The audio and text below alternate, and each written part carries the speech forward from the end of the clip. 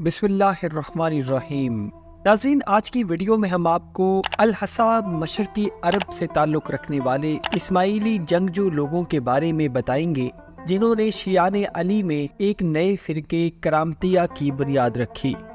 ये वो बदबख्त लोग थे जिन्होंने लाखों हाजियों को हज के रोज़ खाना काबा की हदूद में कत्ल कर दिया और खाना काबा की दीवार मुबारक को तोड़कर वहाँ से हजर अस्वद को चुरा कर ले गए। ये लोग कौन थे और इन्होंने ये कत्ले आम क्यों किया, इसकी हकीकत आज हम आपको इस वीडियो में बताएंगे, जिससे उम्मीद है कि आपके हकीकी इल्म में ज़रूर इजाफा होगा। आपसे गुजारिश है कि हमारी वीडियो को आखिर तक ज़रूर देखिएगा। नाज़रीन, जैसे जैसे इस्लाम पूरी दुनिया में फैलता रहा, उसी के साथ साथ इस्लाम में मुख्तलिफ फितने भी जन्म लेते रहे। मिसाल के तौर पर मुर्तदीन का फितना, मुनकिरीन ज़कात का फितना और खवारिज का फितना। और इन तमाम फितनों की वजह से इस्लाम और उम्मत मुस्लिमा का बहुत नुकसान हुआ। लेकिन नाजरीन, इन फितनों में एक फितना ऐसा भी था जो सफ़ाक, वहशतनाक और गैर इंसानी था, जिसको करामतिया के नाम से लोग जानते हैं। इन्होंने सूफीज़म का लिबादा ओढ़कर इस्लाम की ईंट से ईंट बजा डाली और लाखों मुसलमान हाजियों का एहराम की हालत में कत्ल किया। और ये फितना मशरिक से मगरिब तक मुसलमानों के लिए इंतशार और खौफ की अलामत बन गया। फ़िरका करामतिया मिस्र से मुल्तान तक फैला और इसने मुसलमानों का खून पानी की तरह बहाया। ये फ़िरका किसने और कब शुरू किया, इसके अकायद व नज़रियात क्या थे और आखिर में इनका अंजाम क्या हुआ, इस बारे में आज की वीडियो में हम तफसीली बात करेंगे। दोस्तों, x Ismaili writer doctor Zahid Ali अपनी किताब तारीख़ फ़ातिमीन मिस्र में लिखते हैं कि इस्माइली फ़िरके की सबसे पहली और अहम शाख करामता फ़िरका है। उन्होंने बताया कि करामता करमत की जमा है और हमदान बिन अशस जिसने इस फ़िरके की बुनियाद रखी, वो छोटे कद का शख्स था और चलते हुए छोटे कदम उठाकर चला करता था। अरबी में ऐसे आदमी को करामता कहते हैं और इसीलिए वो इस नाम से मशहूर हुआ और उसका फ़िरका भी, और उसके पैरोकार करामता कहलाने लगे और आगे चलकर इसने एक फ़िरके की शक्ल इख्तियार कर ली। जब एशिया के इलाकों में इस्लाम फैला तो वहाँ के नौ मुस्लिम लोगों के दिमाग से उनके पुराने कुफ्रिया अकायद व नज़रियात पूरी तरह ख़त्म ना हो सके, लेकिन वो एलानिया इसको ज़ाहिर नहीं कर सकते थे।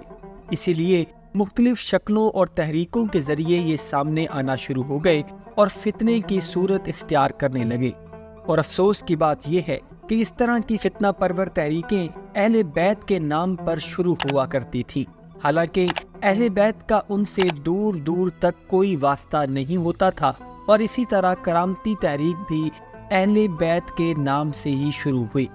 करामता का ज़हूर 891 ईस्वी में हुआ और हमदान बिन अशस नामी ये शख्स जो करामता फ़िरके का बानी था, बज़ाहिर बहुत इबादत गुजार था और लोगों को इमाम महदी की तरफ दावत देता था। इब्तदा में इसके पैरोकार अरबी और हबशी गुलाम थे और हमदान ने उनको यकीन दिलाया कि अनकरीब इमाम मोहम्मद बिन इस्माइल ज़ाहिर होंगे और उनको इस जुल्म व सितम से निजात दिलाएंगे। किताब तारीख़ तसव्वुफ़ में प्रोफेसर यूसुफ सलीम लिखते हैं कि जिस ज़माने में करामता ने अपनी तबलीगी सरगर्मियाँ शुरू की, मुसलमानों में तसव्वुफ़ का आगाज़ हो चुका था और मुख्तलिफ सिलसिले कायम हो चुके थे। करामता ने सूफियों के हलकों में मकबूलियत हासिल करने के लिए अपने आप को सूफ़ी ज़ाहिर किया और इस्लामी तसव्वुफ़ में गैर इस्लामी अकायद की आमेज़िश करके ईरान में गैर इस्लामी तसव्वुफ़ की बुनियाद रखी, जो आहिस्ता आहिस्ता फैलने लगा। मज़ीद प्रोफेसर साहब अपनी इस किताब में लिखते हैं कि इस्माइली जो 15वीं सदी ईस्वी में हिंदुस्तान में आए, सूफियों का तरीका इख्तियार किया और हिंदुओं से कहा कि सैयदना अली अलैहिस्सलाम हिंदू भगवान विष्णु के 10वें अवतार हैं। लिहाजा इसी हिकमत अमली से काम लेकर बहुत से हिंदुओं को भी इन्होंने अपना पैरोकार बना लिया। उस वक्त अब्बासी खलीफा मुतमिद की हुकूमत थी और अब्बासी सल्तनत अपने दौरे ज़वाल में थी। हमदान ने मंसूबा बनाया कि अब्बासी खिलाफत का तख्ता उलटकर इस्माइली या फ़ातिमी हुकूमत कायम की जाए और 895 ईस्वी में हमदान बिन अशस ने کوفہ کے مشرق میں ایک مرکز قائم کر کے اس کا نام دارالہجرت رکھا اور اس جگہ پر بغاوت کی خفیہ سرگرمیاں شروع کر دی۔ حمدان بن اشعث کے متعلق عباسی حکومت کو جب خفیہ رپورٹ ملی تو کوفہ کے عباسی حاکم نے اس کو گرفتار کر کے جیل میں بند کر دیا، لیکن عباسی حاکم کی ایک لونڈی جو حمدان کی پیروکار تھی، اس کی منت سماجت پر حمدان کو رہا کر دیا گیا۔ لیکن حمدان نے اپنے پیروکاروں میں اس کو اپنی کرامت بتایا اور دعویٰ کیا کہ کوئی بھی اس کو نقصان نہیں پہنچا سکتا۔ حمدان بھاگ کر شام روانہ ہو گیا، پھر عراق، شام، خراسان، سندھ اور ملتان تک اس کا عقیدہ پھیلنے لگا۔ اس تحریک کے جلدی پھیلنے کی ایک وجہ یہ تھی کہ انہوں نے دعویٰ کر رکھا تھا کہ کرامتی تحریک کا اصل مقصد سرمایہ داروں سے عام محنت کش کو تحفظ دینا ہے، اور اسی طرح اسلام کی یہ پہلی تحریک تھی جنہوں نے محنت کشوں کو منظم کیا۔ ناظرین، اگر ان کے عقائد و نظریات کی بات کریں تو وہ بہت غلیظ اور خطرناک تھے، اور اسی وجہ سے علماء اسلام نے ان کو دار اسلام سے خارج قرار دیا۔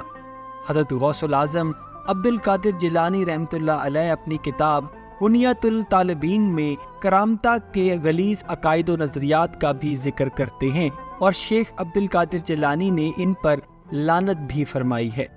حضرت عبد القاہر بغدادی رحمۃ اللہ علیہ کرامتہ کے بارے میں تحریر کرتے ہیں کہ مسلمانوں کو کرامتہ نے جو نقصان پہنچایا وہ یہود و نصارہ کے نقصان سے بھی کہیں زیادہ ہے، اور اس فرقے نے جتنے لوگوں کو گمراہ کیا ہے ان کی تعداد ان سے بہت زیادہ ہے جن کو دجال گمراہ کرے گا۔ ناظرین، کرامتہ کو عراق میں باطنیہ، کرامتہ اور مزداقیہ کا نام بھی دیا جاتا ہے، جبکہ خراسان میں یہ تعلیمیہ اور ملحدہ کے نام سے جانے جاتے ہیں۔ خود یہ اپنے آپ کو اسماعیلیہ کہتے ہیں، اور حضرت امام غزالی رحمۃ اللہ علیہ کے مطابق کرامتہ اسماعیلیہ کا ہی ایک حصہ ہے، اور ان کے مطابق حمدان بن اشعث ہی اس ناپاک فرقے کا بانی تھا۔ کرامتہ فرقے کے مطابق ناپاکی کا غسل یعنی غسل جنابت ضروری نہیں تھا، اور شراب پینا بھی اس فرقے میں حلال تھا، اور انہوں نے اذان میں بھی کچھ الفاظ کا اضافہ کیا تھا۔ رمضان کے روزوں سے انکار کرتے تھے اور سال میں صرف 2 روزے رکھتے تھے، یعنی نوروز اور مہرجان۔ ان کے مطابق قبلہ اول بیت المقدس ہی مسلمانوں کا قبلہ تھا، اور حج بھی ان کا وہی ہوتا تھا۔ انہوں نے اسلام کی بہت ساری چیزوں میں تحریف کی اور اپنے عقائد جاہل اور علماء دونوں کے سامنے پیش کیے، اور انکار کرنے والوں کو سخت سے سخت سزائیں بھی دی۔ نمازوں کو بھی کم کر دیا، اور دن کی 5 نمازوں کی بجائے صرف 4 رکعت نماز کر دی، 2 رکعت طلوع آفتاب سے پہلے اور 2 رکعت غروب آفتاب کے بعد۔ نماز میں تلاوت قرآن کی بجائے استفتاح کی تلاوت کی تعلیم دی گئی، جو کہ حمدان بن اشعث کی خود ساختہ تھی۔ حمدان بن اشعث کی یہ تحریک جب پھیلنے لگی تو اس نے مختلف علاقوں کے لیے 12 نقیب یعنی دائی مقرر کیے، اور جو شخص اس دعوت میں شریک ہوتا اس سے 1 دینار وصول کیا جاتا۔ کرامتیوں میں جمعہ کی بجائے دشمبا کا دن افضل ہوتا تھا۔ اس دن کرامتی کوئی بھی کام نہیں کرتے تھے، اور حمدان بن اشعث نے کرامتہ کے ہر مخالف کو واجب القتل قرار دے دیا تھا۔ کرامتہ نے عباسی خلافت کی کمزوری کا بھرپور فائدہ اٹھایا اور مختلف علاقوں میں بغاوت کر کر کے مسلمانوں کا خون پانی کی طرح بہاتا رہا، اور یہ وہی لوگ تھے جنہوں نے کرامتہ کو ماننے سے انکار کیا تھا۔ انہوں نے باری باری بغداد اور کوفہ کو بھی تباہ کیا، اور عباسی شاہی لشکر ہر بار ان سے شکست کھا جاتا تھا، اور حاجیوں کے قافلوں کو لوٹنا اور ان پر حملہ کرنا ان کا محبوب مشغلہ بن چکا تھا، اور یہ لوگ خانہ کعبہ کو بطور قبلہ نہیں مانتے تھے، اور 294 ہجری میں زکریہ نامی کرامتی نے مکہ سے خراسان آنے والے حجاج کے قافلے پر حملہ کیا اور 20,000 حاجیوں کو شہید کر دیا اور تمام مال و دولت لوٹ لیا۔ خلیفہ بغداد نے جواب میں ایک بہت بڑا لشکر بھیجا، اور ان تمام حملہ آوروں کو قتل کیا گیا، اور زکریہ کا سر کاٹ کر اس کو پہلے خراسان میں گھمایا گیا اور پھر اس کو دربار خلافت میں بھیج دیا گیا۔ مصر سے ملتان تک کی عوام کرامتیوں کے خوف کا شکار تھی اور 930 عیسوی میں ایک کرامتی ابو طاہر نے حج کے دن حجاز مقدس پر حملہ کر دیا، حاجیوں کا قتل عام کیا، غلاف کعبہ کو پھاڑ ڈالا اور حجر اسود کو اکھاڑ کر ساتھ لے گیا اور اس کو 2 ٹکڑوں میں توڑ کر اپنے بیت الخلاء کی دیوار پر نصب کروا دیا۔ نعوذ باللہ، حاجیوں کو قتل کر کر کے زمزم کے کنویں میں پھینکا گیا، حتیٰ کہ کنواں انسانی لاشوں سے بھر گیا۔ پھر ایسا وقت بھی آیا کہ کرامتی جب چاہتے حج پر پابندی لگا دیتے، اور 356 ہجری میں کرامتہ جب دمشق پر قابض ہوئے تو انہوں نے شام اور مصر سے جانے والے ہر شخص کو حج سے روک دیا اور اگلے 10 سال تک حج نہ ہو سکا۔ عباسی خلیفہ کمزور ہونے کی وجہ سے ان کا خاتمہ نہیں کر پا رہا تھا، کیونکہ مختلف علاقوں میں جا کر کرامتی بغاوت کو ہوا دیتے تھے، اور پھر 326 ہجری میں ان کی اپنی ہی جماعت میں پھوٹ پڑ گئی، جس سے ان کا زور ٹوٹ گیا۔